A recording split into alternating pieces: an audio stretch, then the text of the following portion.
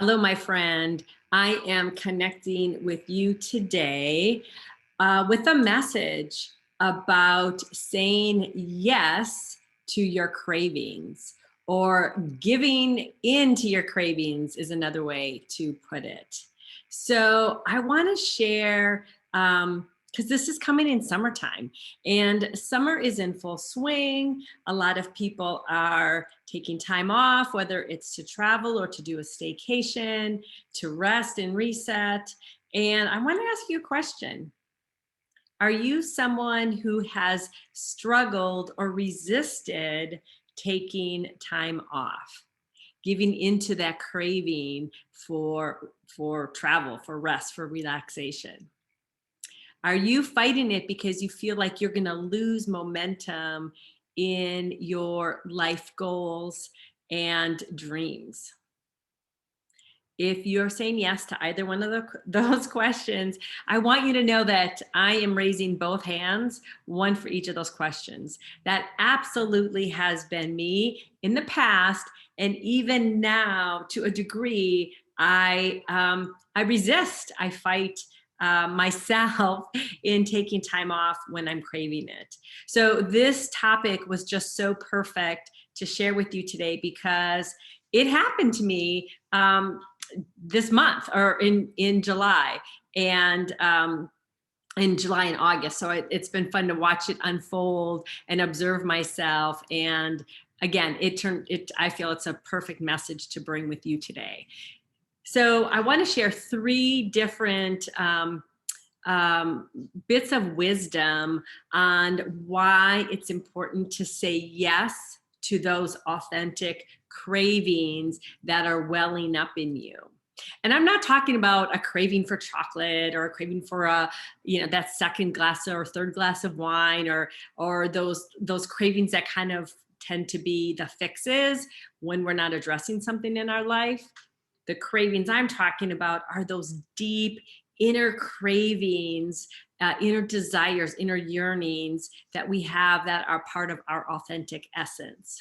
So I've got a few notes with me because I just let this flow this morning, and I don't want to miss core parts of my message. So if you see me referring to them, that's why.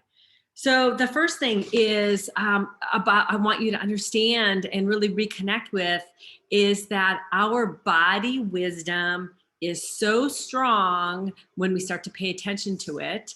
And it is right. It is right. Our body wisdom is truly an extension of our intuition. It's an extension of our inner essence. And it's not wrong. It's never wrong. So when you say yes to listening, you're saying yes to your trusting your intuition. So I want to share a little bit of this as I weave in these 3 points, share a little bit about my story of my cravings. And I hope you can't hear I forgot to put my headset in, and I hear the landscapers right outside my window. So hopefully this isn't too loud for you. So I had this big craving to pop up in July for me. And it was a craving to take a month off of work, 4 weeks. I have not done that. I can't even tell you, probably when I was going through all my health crisis, I definitely took some downtime then.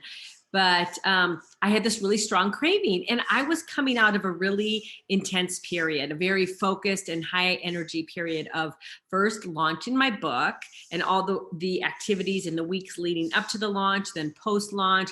And then after that, I went into this amazing celebration, which required planning too. It required focus. It required a lot of my energy to prep all the different pieces of my beautiful vision for that event. So coming out of that at the end of June, starting to look toward July, I talked to one of my mentors and I said, I really want to take a month off. And I said it somewhat lightheartedly, not from a sincere place maybe. And she kind of raised her eyebrows and said, is that really do you really want to do that? Is that really a good idea? And at the time I just, kind of laughed and said, no, probably not. I'm just going to take 2 weeks to go see my family in Wisconsin. And at the time, actually, I wasn't even planning to visit my daughter. But as things turned out, I had some things fall through. And as a result, I moved my trip to Wisconsin to later in July to the 19th or 20th, whatever that was. And then that allowed me to add on at the end time to go visit and spend with my daughter who was moving. So I had this 2 weeks logically in my brain. I thought, this is great. I'm giving myself some time off. Although I will say visiting family is never vacation the way I like to vacation. It's connecting. It's a lot of activity because I'm in with a big family. And I will not say it's necessarily rest and relaxation, although I had moments of that. But anyway, I do this vacation, and it was 2 weeks again. It was logically what I felt was right. So that leads then into my second point, which is when we don't give ourselves what we're truly asking, don't be surprised if you end up getting it anyway, but through some like maybe some backdoor tactics subconsciously, or even you might look at it as a little bit of self-sabotage to really give yourself what you truly need and desire. And let me explain what I mean by that. And that's exactly what's been unfolding for me. So I gave myself these 2 weeks. And on vacation, I received a message from my son asking if I could babysit my grandbaby right when I came back for 2 days, because her school was closed and they were looking for some coverage. And immediately I said yes. And in my logical mind, I felt like I can keep her occupied with shows or games or toys while I worked. And so then I was asked if I could watch her another half a day, just because of how things were kind of unfolding with other grandparent coverage. There was a gap of another half day. So 2.5 days right when I came back from my trip. And again, logically, I was prepared to just keep rolling forward with business, just to jump right back in after 2 weeks away and a 3-hour time change. And I get home and kind of discombobulated from the flight change. And then all of a sudden I've got my grandbaby here. And let me tell you, energetically, I just could not swing fully stepping back into business. And I surrendered to it. I surrendered to being here with my grandbaby, to feeling that my body, my mind, my spirit, nothing was fully into work. And except for a couple critical meetings, I canceled the rest of my week. So essentially, I gave myself 2.5 weeks off. Then I had previously planned for my handyman, who I've been trying to get on the calendar for months, like 3 months, to come, or 2 months, to come. Actually, it's been 3, to come help me. And we had it scheduled for this Monday. And I felt that I was just going to hand him my list, which he already had. And then I would touch base lunchtime, end of the day. And again, what unfolded with him here and leading up to him being here, I got in this big flurry of energy around clearing, cleaning, purging, reorganizing. So when he was here, there were a couple extra things I had come up with for him to do. And the things he was doing, I really saw that I wanted to keep more of a pulse on, and it needed a little bit more of my input and support along the way versus just take the list and run with it. So I ended up taking most of 2 additional days off. And as I look at the rest of this week, I surprisingly have no other appointments on my calendar. And there's this part of me that says, you know what? You can have like essentially 3.5 weeks off if you just surrender to it the next few days. So I may not be 100% off, but I really feel energetically I'm going to give myself the grace and the space to just to have a lighter schedule, to have more rest and relaxation and fun in my days here for the next rest of the week.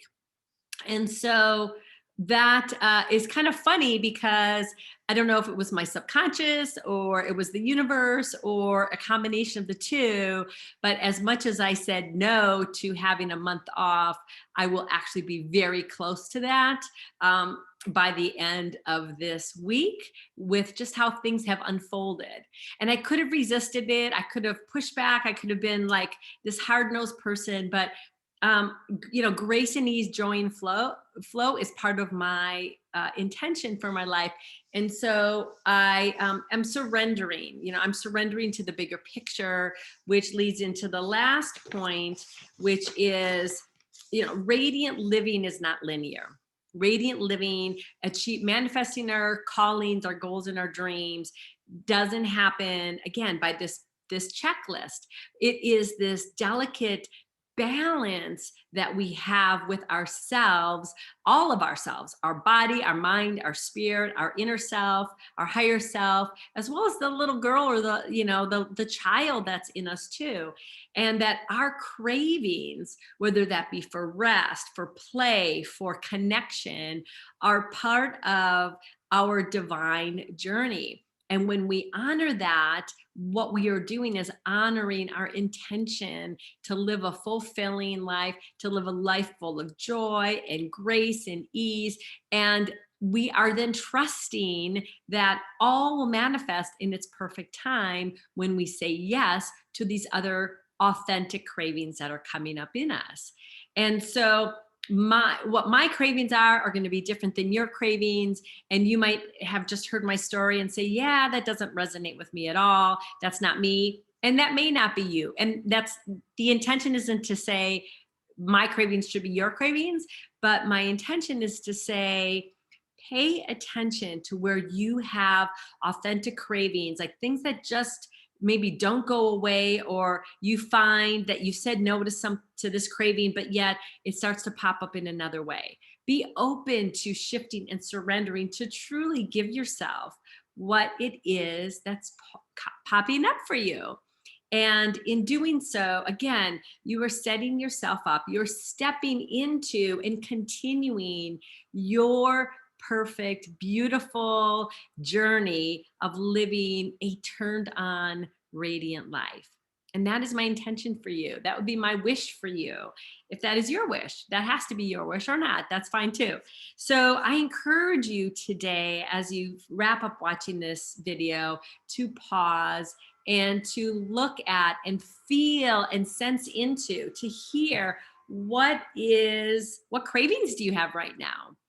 It could be, again, a craving for some time off, a craving for play. I've had a lot of cravings for dance recently, and at the gym I just joined, they have Zumba at 5:30. And so I'm giving into those cravings for Zumba dance with a whole bunch of women.